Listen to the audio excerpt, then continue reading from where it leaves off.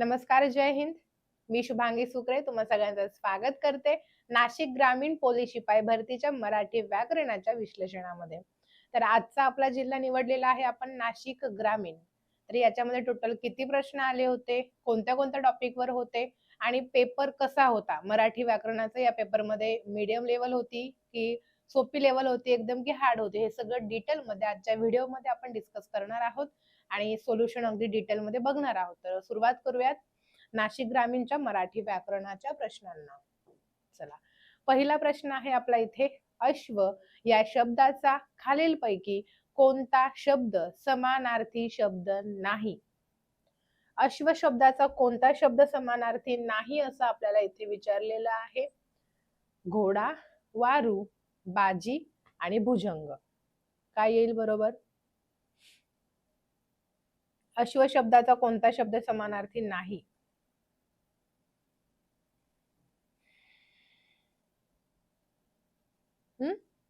तर घोडा, वारू, तुरंग किंवा तुरग किंवा हय हे सगळे शब्द घोडा शब्दाचे समानार्थी आहेत. फक्त ऑप्शन डी मध्ये म्हणजे ऑप्शन 4 मध्ये जो दिलेला आहे भुजंग, भुजंग म्हणजे साप या शब्दाचा समानार्थी आहे. बट त्यांच्याकडून पेपर मध्ये वाजी ऐवजी बाजी झालं होतं, त्याच्यामुळे त्यांनी हा सुद्धा पर्याय सी आणि डी असं म्हणजे तिसरा आणि चौथा दोन्ही उत्तर बरोबर दिलेले आहेत. म्हणजे तुम्ही जर 3 पर्याय दिलेला असेल तेव्हा तरी तुम्हाला 1 मार्क भेटणार. तुम्ही जर डी दिला असेल तरी सुद्धा तुम्हाला 1 मार्क त्याचा भेटणार होता त्यावेळी. ठीक आहे, त्यामुळे तिसरा आणि चौथा दोन्ही पर्याय बरोबर आहेत. नेक्स्ट क्वेश्चन आहे, खालील वाक्यातील क्रियापदाचा अर्थ आपल्याला ओळखायचा आहे. तू आला नसतास तरी चालले असते. क्रियापदाचा अर्थानुसार पडणारा प्रकार ओळखायचा आहे. स्वार्थी, आज्ञार्थी, संकेतार्थी, संयुक्तार्थी. काय येईल बरोबर?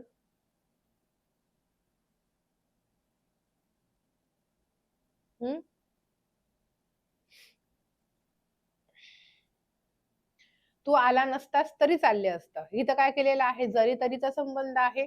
इकडे तरी आहे म्हणजे इकडे जरी असणारच. जरी तरीने जोडलेलं वाक्य काय असतं आपलं?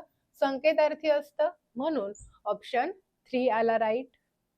चला जाऊयात पुढे. पुढचा प्रश्न आहे आपला, खालील वाक्यातील अधोरेखित सर्वनामाचा प्रकार ओळखायचा आहे. कोणी कोणाचे मन दुखवू नये. कोणी शब्दाला अधोरेखित केलेला आहे? पुरुषार्थी, प्रश्नार्थक, सामान्य आणि दर्शक सर्वनाम. काय येईल बरोबर? आता उत्तर येणं अपेक्षित आहे का बाबा कोणी कोणाचं मन दुखवलं? दुखवू नये सांगितलंय म्हणजे हा शब्द प्रश्न विचारण्यासाठी न येता नक्की कोणत्या नामाऐवजी निश्चित वापरलाय समजत नाहीये. त्यामुळे हे आहे आपलं सामान्य किंवा त्याचंच दुसरं नाव आहे अनिश्चित सर्वनाम. अनिश्चित सर्वनाम. त्यामुळे ऑप्शन कुठला राईट येणार आपला? Option 3 right. पुढे, सतीश शेतातच जातो आणि संपूर्ण शेताला फेरफटका मारतो. तर वाक्याचा प्रकार आपल्याला ओळखायचा आहे. केवळ वाक्य, मिश्र वाक्य, संयुक्त वाक्य यापैकी नाही. सतीश शेतात जातो पहिलं वाक्य, संपूर्ण शेताला फेरफटका मारतो दुसरं वाक्य जोडले आणि या अविकारी शब्दाने. जेव्हा दोन वाक्य आणि व अन आणखी शिवाय नी यासारख्या अविकारी शब्दांनी जोडली जातात तेव्हा ते वाक्य असतं आपलं समुच्चय बोधकचं. ओके, समुच्चय बोधक कोणाचा प्रकार आहे? प्रधानत्व सूचकचा प्रकार आहे. राईट. आणि प्रधानत्व सूचक मधील कुठल्याही अविकारी शब्दाने जर दोन वाक्य जोडली तर ते वाक्य काय असतं? संयुक्त वाक्य असतं. म्हणून ऑप्शन 3 आला राईट. चला पुढचा प्रश्न आहे, पाणी मुरणे या वाक्प्रचाराचा अर्थ आपल्याला ओळखायचा आहे. पाणी मुरणं म्हणजे काय? जमिनीत पाणी सोडणे, आशा सोडणे, गुप्त कट शिजत असणे, पूर्ण पराभव करणे.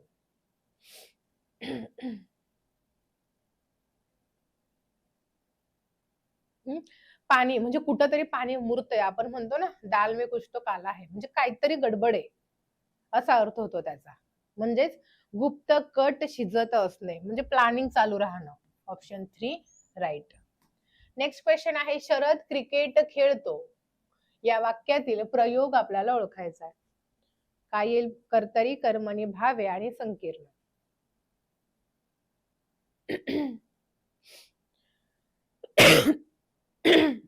सॉरी, कुठला प्रयोग असेल? आता इथे दिला शरद क्रिकेट खेळतो म्हणजेच खेळणारा कोण? खेळणारा आला शरद, शरद झाला कर्ता, खेळला तो काय, क्रिकेट, क्रिकेट झालं कर्म. दोघांनाही प्रत्यय नाहीये, मग सगळ्यात पहिले आपल्याला कर्त्याच्या लिंग वचन बदलाप्रमाणे क्रियापद बदलतंय की नाही हे चेक करावं लागेल. मग शरद क्रिकेट खेळतो, शारदा क्रिकेट खेळते. कर्त्याप्रमाणे क्रियापद बदलते आणि वाक्यात कर्म आहे, म्हणून हा कर्तरी प्रयोगाचा पहिला जो प्रकार आहे सकर्म कर्तरी प्रयोग, तर त्याचं हे आपलं उदाहरण आहे. Option first right. नेक्स्ट, खालील पैकी योग्य जोड्या लावा. यश तुमच्या हातात, श्रीमान योगी, मृत्युंजय, बटाट्याची चाळ. कादंबरी आहेत, इकडे त्यांचे लेखक दिलेले आहेत, योग्य लेखक. जोड्या ओळखायच्यात. बघा तुमच्या समोर जोड्या आहेत. आधी जे येते त्याचं उत्तर पहिले काढून घ्यायचं.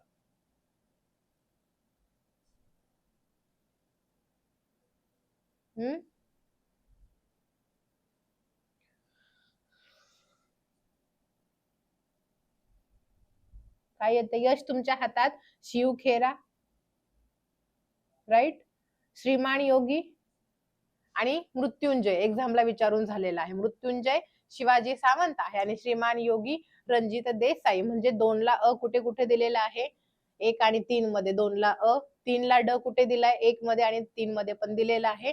बट 1 ला काय आहे आपला, क आहे, शिवखेर. आणि बटाट्याची चाळ पु ल देशपांडे. म्हणून ऑप्शन कुठला राईट आला आपला, ऑप्शन फर्स्ट राईट. पुढीलपैकी कोणते भाववाचक नाम नाही? गुणधर्म भावभावनांचा बोध कुठल्या याच्यात होत नाहीये ते ओळखायचंय. शूरता, प्रामाणिकपणा, पर्वत आणि भीती.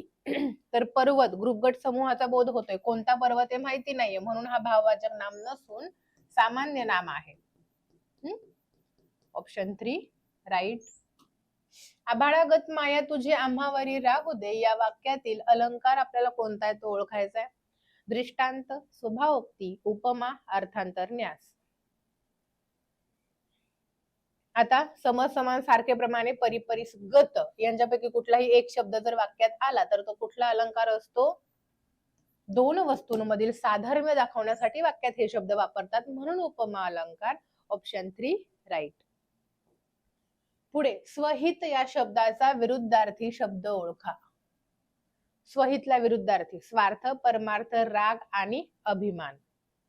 स्वहित म्हणजे आपण स्वतःच हित जाणतो, स्वतःच्याच भल्याच्या गोष्टी करतो. मग याच्या अपोजिट काय येईल?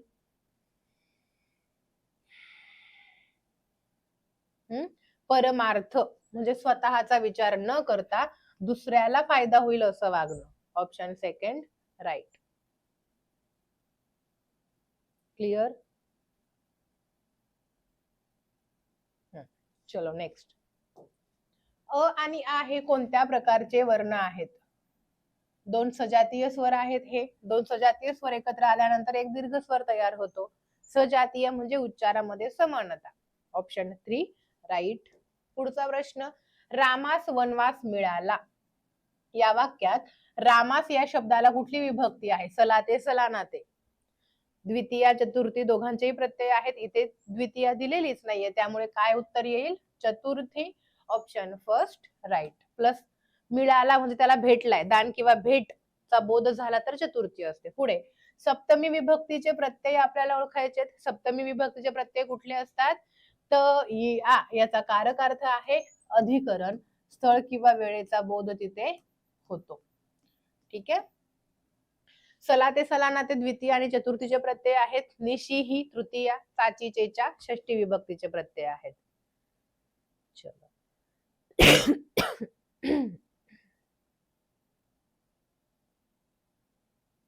पुढचा प्रश्न बघूयात. वाक्याच्या शेवटी जर तपशील द्यायचा असेल तर कोणते विरामचिन्ह वापरतात? अर्धविराम, स्वल्पविराम, पूर्णविराम, अपूर्णविराम.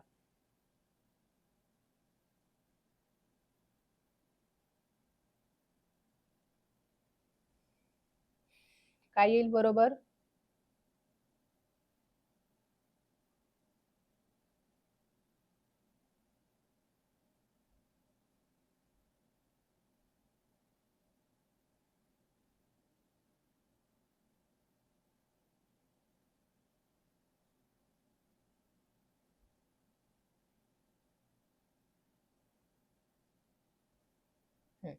एखाद्या गोष्टीचा जर तपशील द्यायचा असेल तर आपण कुठलं चिन्ह वापरतो? जे चिन्ह वर्णमालेमध्ये विसर्ग चिन्ह म्हणून वापरतो तेच चिन्ह त्याला म्हणतात अपूर्ण विराम.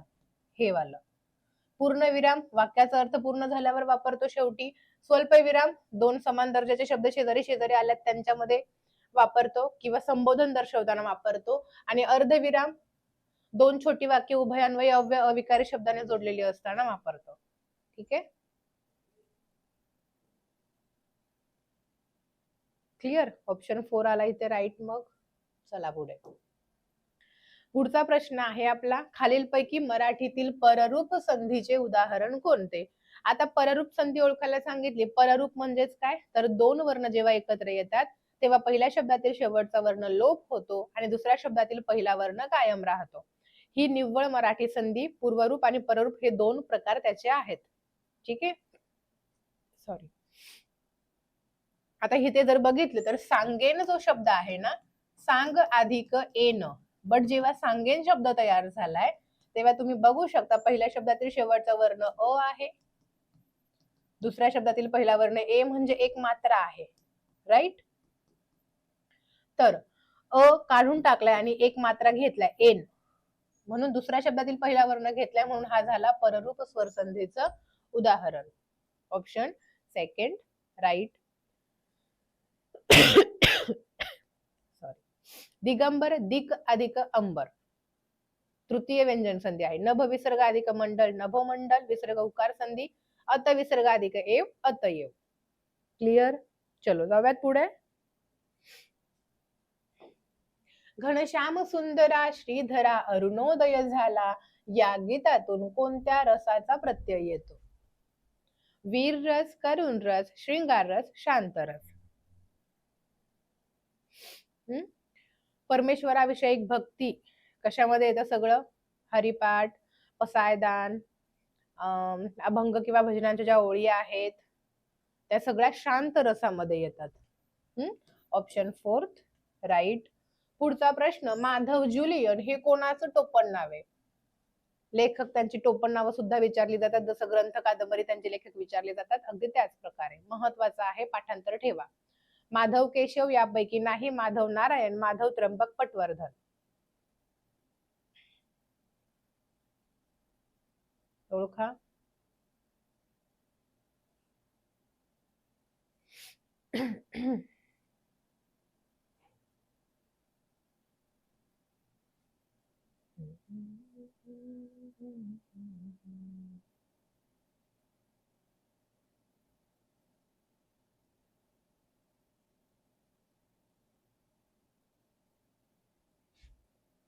माधव जुलियन कोणाचं टोपण नाव आहे? तर माधव त्र्यंबक पटवर्धन यांचं टोपण नाव आहे माधव जुलियन. Option 4 right. पुढे, भारुड हा रचना प्रकार कोणी रूढ केला? महाराष्ट्रामध्ये भारुडाचा प्रचार प्रसार कोणी केलेला आहे? तर संत एकनाथ महाराजांनी केलेला आहे. Option 3 right.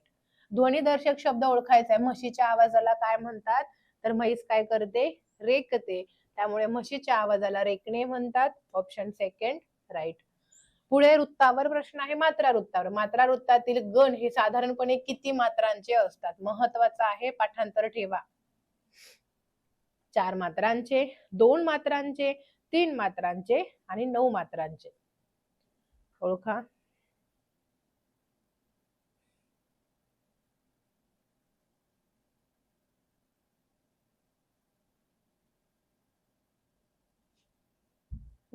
मात्रा वृत्तातील गण हे किती मात्रांचे असतात? तर मात्रा वृत्तातील गण किती मात्रांचे? 4 मात्रांचे असतात. Option first right. त्यानंतरचा प्रश्न, भिन्न उच्चार स्थानांमधून निघणाऱ्या स्वरांना काय म्हणतात? उच्चार स्थान जर सेम असेल तर सजातीय स्वर म्हणतात. उच्चार स्थान जर वेगवेगळे असेल तर विजातीय म्हणतात. म्हणून ऑप्शन 4 राईट. एकदम हळू चालू आहे तुम्हाला समजावं म्हणून, आता प्रश्न सोपे आहेत हे. शब्दांच्या 8 जाती म्हणजेच शब्दांचे काय? शब्दांच्या 8 जाती म्हणजेच ते शब्द वाक्यात कुठल्या अर्थाचं कार्य करतात त्याच्यावरून त्याला नाव पडतं, म्हणजेच शब्दांचे प्रकार. Option second right. तो नेहमीच पोटभर जेवत असतो या वाक्यातील काळ ओळखायचा. तर नेहमी शब्द जरी वाक्यात नसला तरी जेवत असतो या क्रियापदावरून आपल्याला कळतंय की हा कुठला काळ आहे. नेहमी म्हणजे रीती काळ आहे एवढं कळतंय. कोणता रीती तर इथे एकच दिलेला आहे. असतो, तातो तिथे म्हणजे वर्तमान काळ, हे डोक्यात फिक्स ठेवायचे. वर्तमान काळात त्याची जेवणाची क्रिया, पोटभर जेवणाची क्रिया रोज रोज घडते असा इथे बोध होतोय, म्हणून ऑप्शन 3 राईट. पुढे, सदा सर्वदा योग तुझा घडावा या वाक्यातील कालवाचक क्रिया विशेषण आपल्याला ओळखायचंय. योग सदा सर्वदा तुझा आणि घडावा, कुठलं येईल कालवाचक क्रिया विशेषण? कधी घडावा कधी, तर सदा सर्वदा म्हणजे नेहमी, म्हणजे इथं कशाचा बोध होतोय? स्थलवाचक क्रिया विशेषण, ठिकाण कळते ना, सॉरी. कधी तर नेहमी, काळाचा बोध होतोय, सॉरी हा कालवाचक आहे. यस.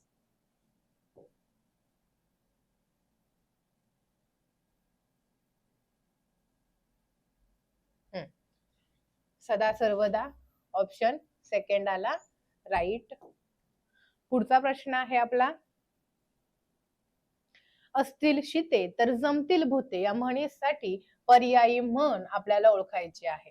कुठली असेल पर्यायी म्हण?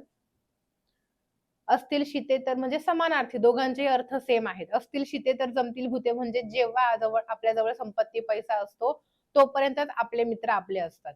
म्हणजे मी तुझा या पद्धतीने आपल्याशी लोक वागतात. म्हणजेच काय, हात ओला तर मैत्र भला आपण म्हणतो, हात ओला तर मित्र भला. Option third right. तर बरोबर नाशिक ग्रामीण मध्ये 25 पैकी 25 चा पेपर पॅटर्न फॉलो झालेला आहे. पेपर एकदम सोपा होता, एकही प्रश्न असा नव्हता की बाबा तो अवघड होता किंवा मला येणारा नव्हता. मला म्हणजे प्रत्येकालाच थोडासा अवघड होता, असा एकही प्रश्न नव्हता. त्यामुळे आणि वृत्त वरवर पाठांतर ठेवा, गण वगैरे. चला, बाकी तुम्ही कुठल्याही जिल्ह्याचा पेपर देणार असाल तरी सुद्धा तुम्हाला सगळे पीवायक्यू अभ्यासणं गरजेचं आहे, कारण प्रश्न इकडचे तिकडे मिक्स होत राहतात आणि इकडे फक्त आपण रिव्हिजन घेतोय. कन्सेप्ट जर क्लिअर करायचे तुम्हाला प्रत्येक टॉपिकच्या, प्रत्येक विषयाच्या, तर बॅच मध्ये तुम्हाला यावंच लागेल. त्यामुळे आता जी करंट बॅच आपली चालू आहे त्याच्यामध्ये जर तुम्ही ऍडमिशन घेतलं तर लाईव्ह मध्ये सगळ्या कन्सेप्ट ट्रिक नुसार तुमच्या आपल्या मराठी व्याकरणाच्या क्लिअर होऊन जातील. थांबूयात. Bye bye, take care. भेटूया पुढच्या व्हिडिओमध्ये. तोपर्यंत अभ्यास करत राहा. काही अडलं तर आम्ही तुमच्यासाठी इथे कायम आहोतच. Wish all the best. File save करते म्हणजे तुम्हाला नंतर रिव्हिजन साठी फास्ट मध्ये कामाला येईल. चलो, थँक्यू.